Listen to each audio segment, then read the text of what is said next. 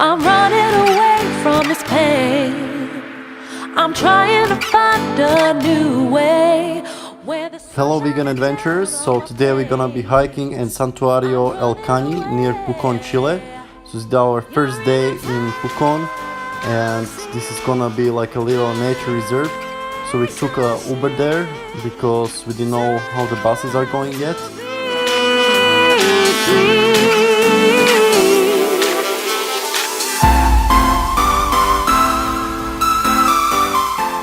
And here you can see a typical barbed wire fences around all the properties. So this is a typical in South America, and it's really frustrating because many times you can't just walk through. It's everywhere you're restricted to move.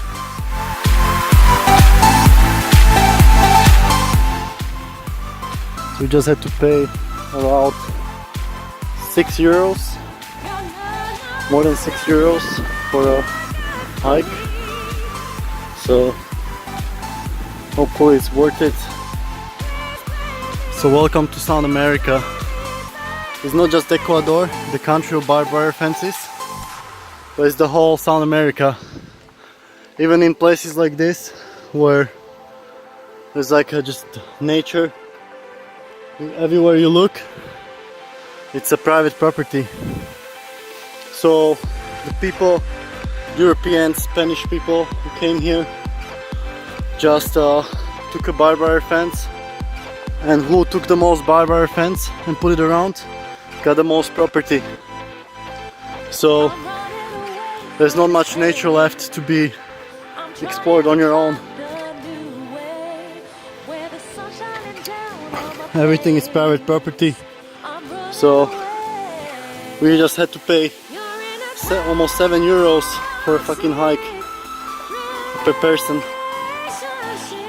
on the main road as well. So this is the future, guys. Everything barbed wire fence, private property. That's why Thailand is the best, because they don't have these fences everywhere. You can just go any road you want. You don't have to pay any money for a hike.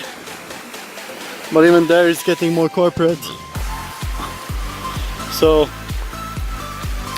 you just have to explore countries where it's not so popular or not for tourists, because I'm not impressed with this private property shit.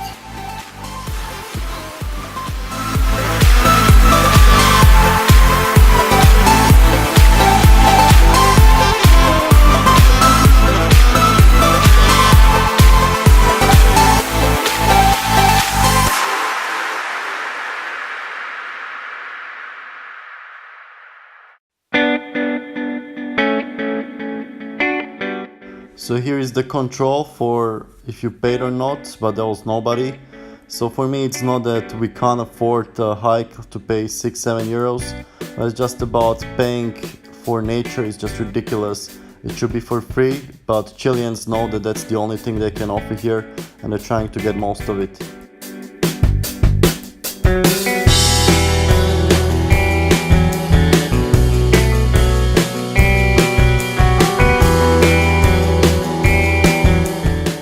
So here I was happy for a second that there were no barbed wire fences, and it actually looked more like Europe, where you don't have such restrictions, and even though people own properties, they don't put barbed wire fences around the whole forests, which is just ridiculous because it's bad for animals.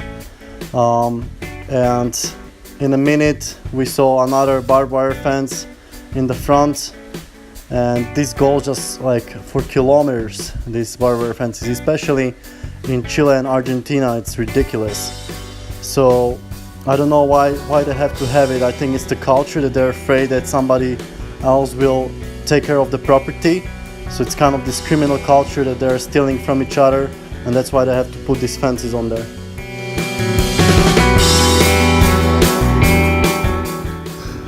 So another thought for you.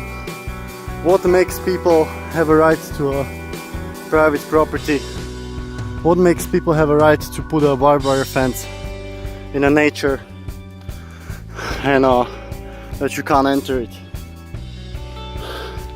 It's simply that people just came from Europe and made a no, just put a fence. The more fence you had, the more property you had, basically. So when you think about it, the nature should not belong to anybody. Yeah.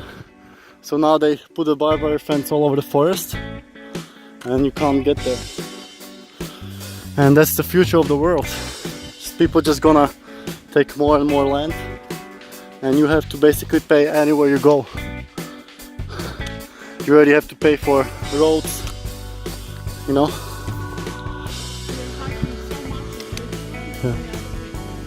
Yeah.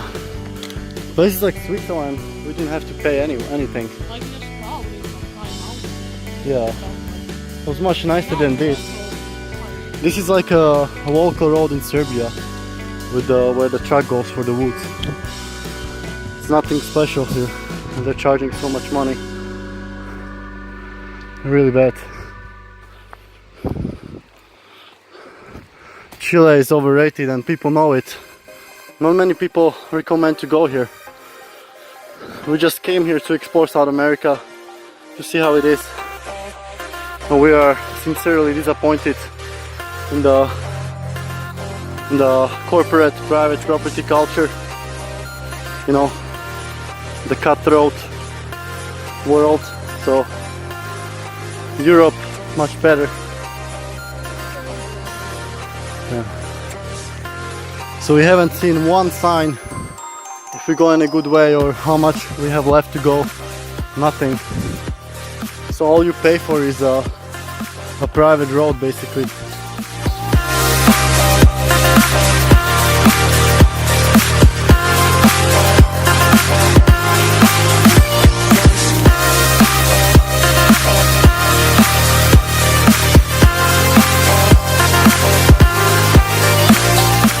They got to some viewpoint here and we're about halfway through, something like that. So this in a few years will be built up with farms for or fields for cattle or for planting food for cattle, with houses and stuff. So all these trees will be destroyed and all these trees will be private hikes, like over here.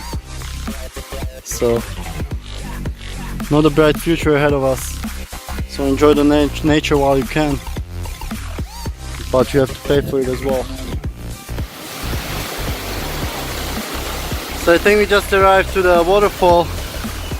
Well, let me tell you, this is not a impressive waterfall. It's just a little cascadas here. I don't know, not impressed.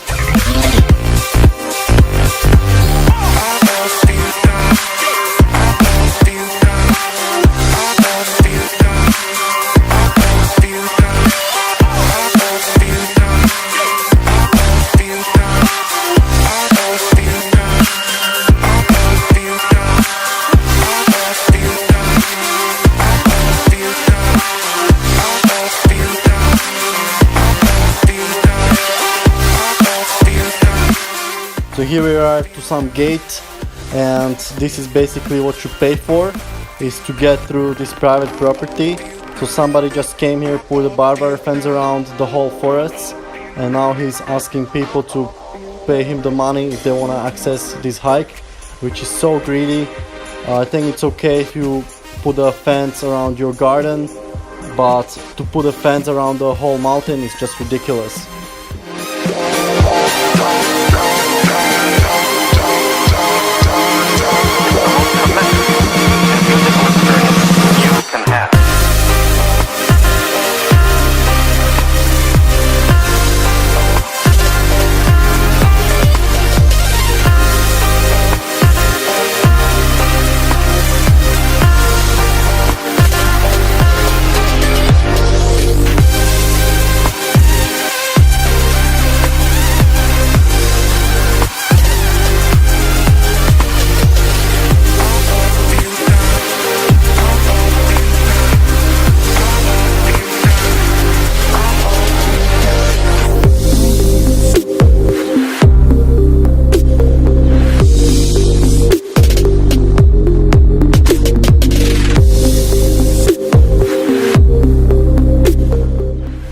So seeing this lush environment reminded me of European summer, and it's so nice sometimes to run away from European winter.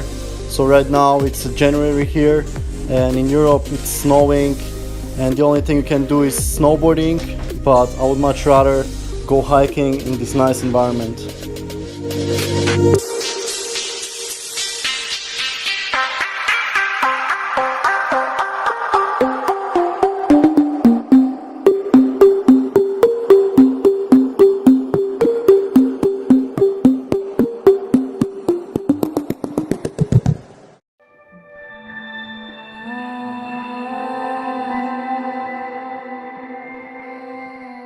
So after about an hour and a half approximately, we arrived to this refugio, which is like a refugee house where you can sleep, but I don't think it's so far from the main road. It's necessary to sleep here, but some people just prefer the adventure of it. And you can also make a fire here, grill some vegetables, and we're gonna have a lunch now, and hopefully we can make it up and down before 7:45, because that's when the last bus is going, and now it's around 4 o'clock. What are we having? Lunch. What lunch? Almuerzo. Almuerzo. Pasta and rice. Rice, mate. Rice. So we just finished lunch. It's around 4:30. And we have about 1.5 hours to go till the lagoons, and hopefully we can make it down faster, because we're as always tight on time.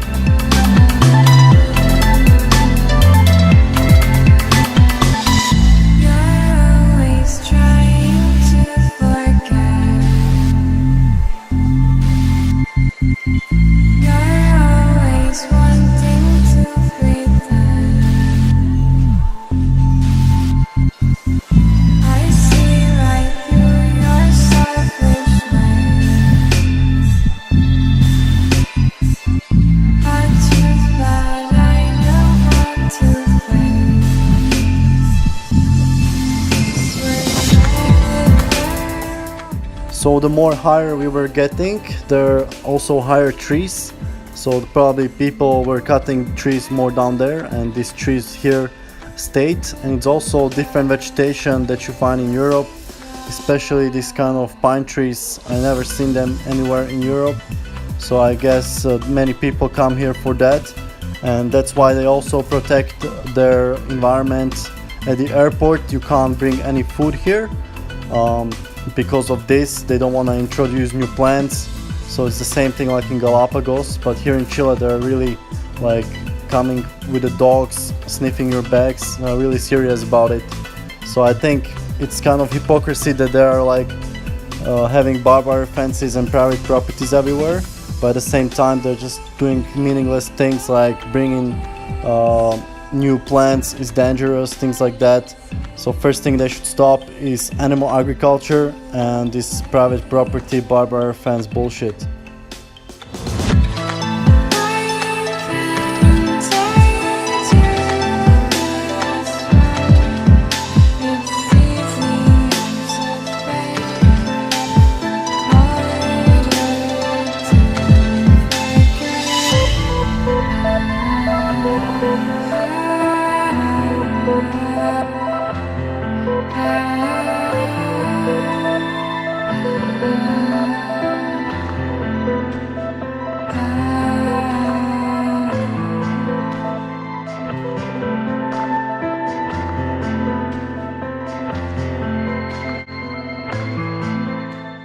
So again, this environment is really nice, but I really feel like the Chilean government should step in here and not allow the private property owners to charge for access to nature reserves.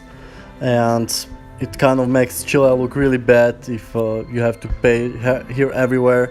And what are they doing here? They're not even markings how much time you have here. It's just like basically a path built here. That's all they did.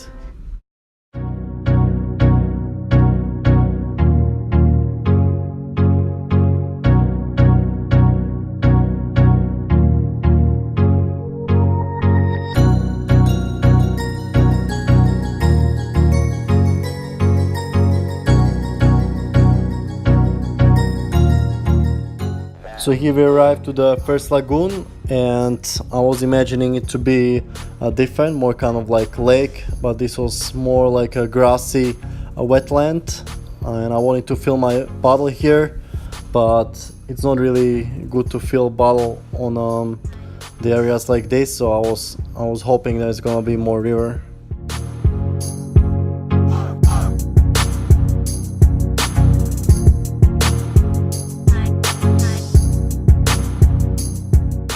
And here I spotted a barbed wire fence going through the lake.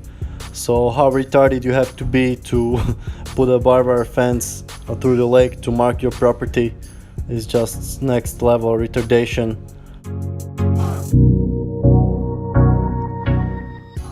So here's another example. Somebody just put a barbed wire fence through here. I don't know. Can't believe how people are not protesting against this shit. It's so bad. Look at that. This goes in the middle of a protected area. Oh gosh, guys. Get your shit together.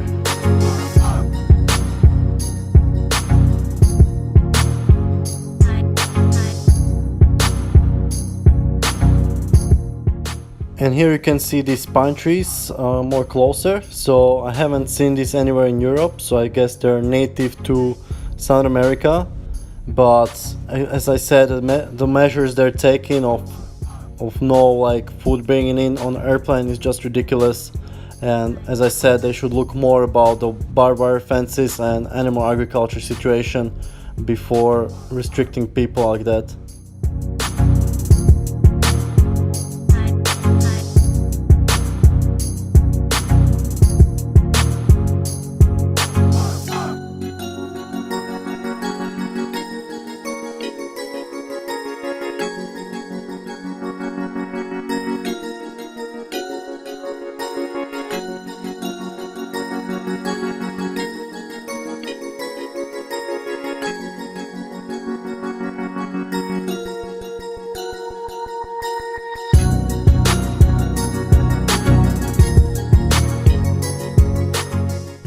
And here we arrived to the second lagoon, and it was also more like a wetland with the grass growing through, and there was also a cow grazing here.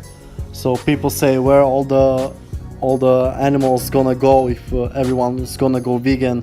So first of all, it will be like a gradual decrease. It's not gonna just happen overnight. So the demand will decrease, and therefore less animals will be bred. So it's not just like all animals will be suddenly released into nature. And as you can see, the animals can survive on their own in nature. They can even survive the winter.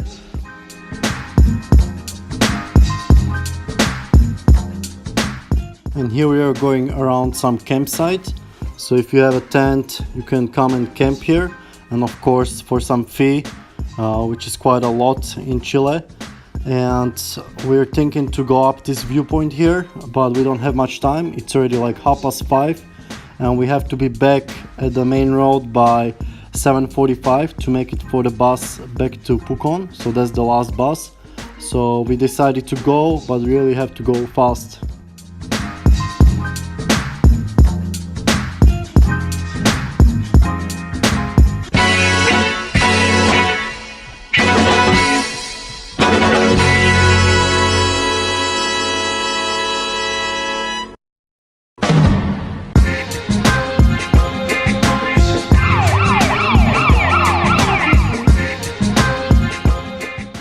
So on maps.me it showed that the viewpoint is not far, maybe like 500 meters or so, but the problem was that it was all up the steep hill, so it took us more time than we expected.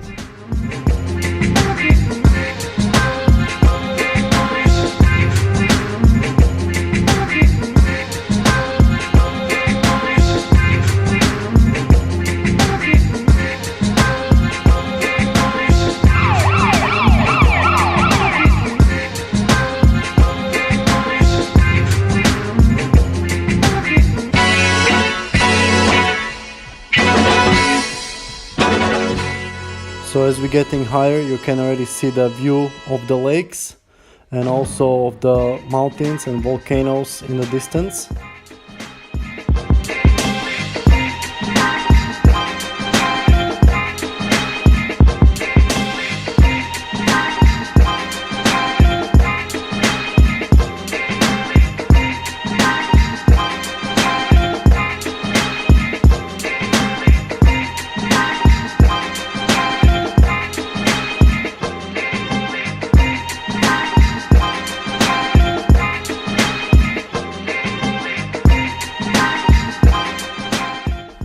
Alright, so we made it all the way up and we got this view. There are some trees in the way, but there's gonna be another main viewpoint. So it took us about half an hour from the lake, and this is pretty much the beginning of Patagonia, North Patagonia. So it's a really nice area.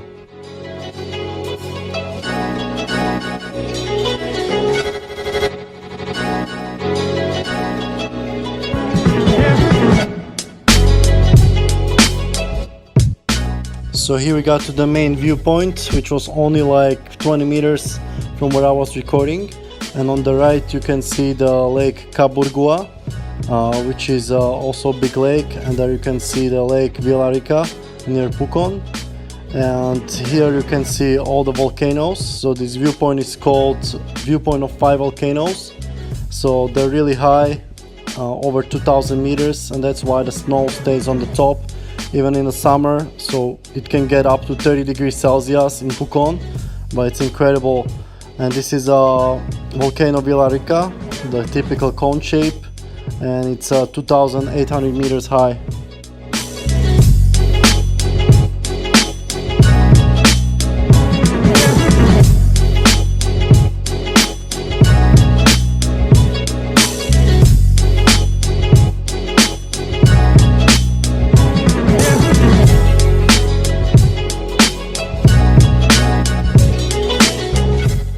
So we are looking around, but we couldn't find the 5th volcano, and then we saw it all the way here on the right between the trees. So this volcano is really high, around 3,700 meters, and it's bordering with Argentina.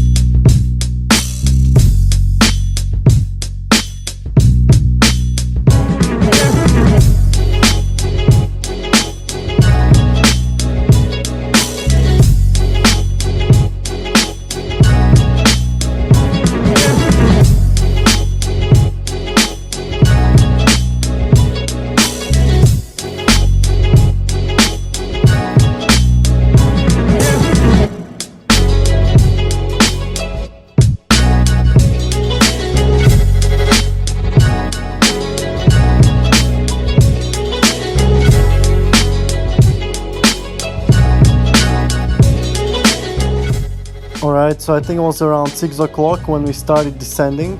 Even though it was a nice viewpoint, we really need to go back if we wanted to catch the bus at 7:45. And we really need to go really quickly as well, because on the way up it took us like 3 hours, and on the way down we wanted to do it in 2 hours. So we're not sure if we can make it.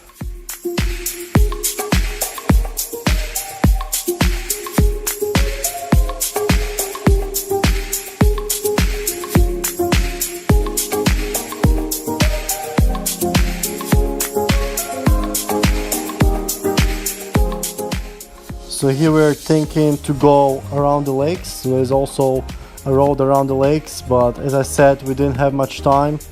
And yeah, if you come here, you can go around here.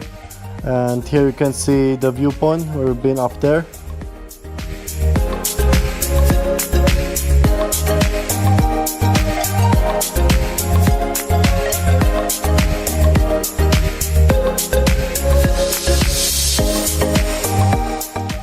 And it's a shame that we had to start running and couldn't enjoy the beauty of this place in peace. So next time if we come here again, I will definitely wake up earlier and start this trip much earlier without hustle like this.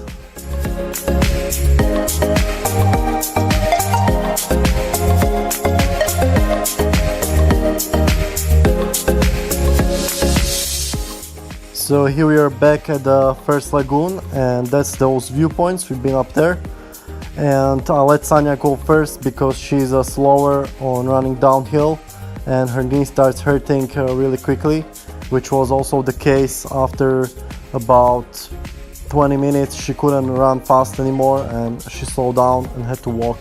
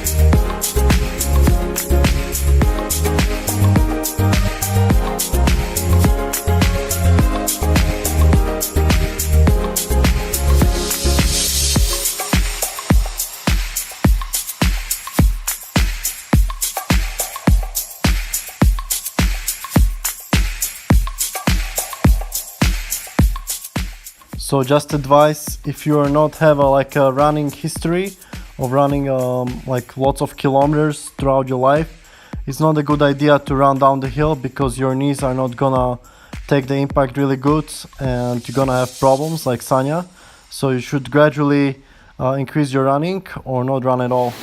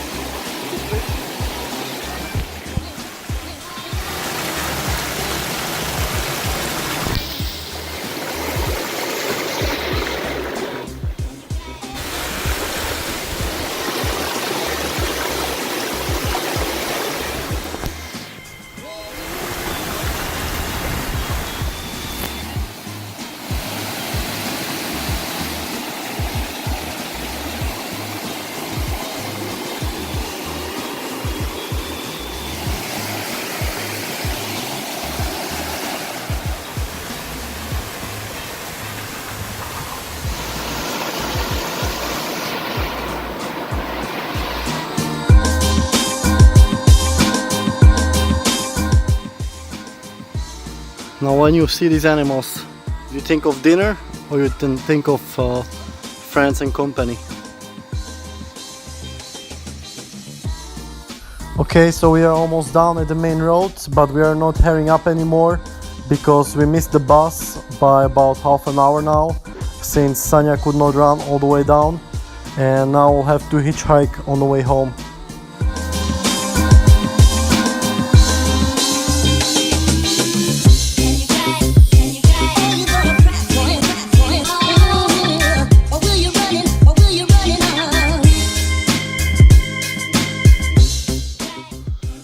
So we're just hitchhiking right now because the last bus went like 1 hour ago, and we don't have much sunlight, so hopefully somebody will take us.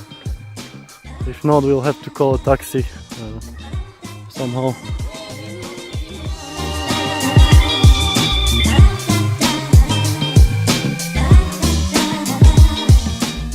So after about half an hour of hitchhiking, we stopped this guy, which was not really easy, and then he only went some way, so we had to stop another car, and luckily we stopped this older guy with a truck.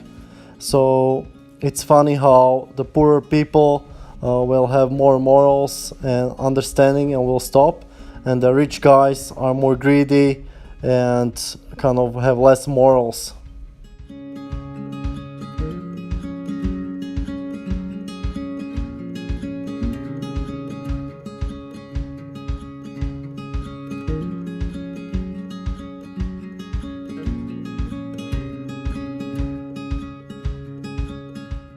So a few kilometers before Pucon there was a traffic jam, which is gonna repeat every day in the evening.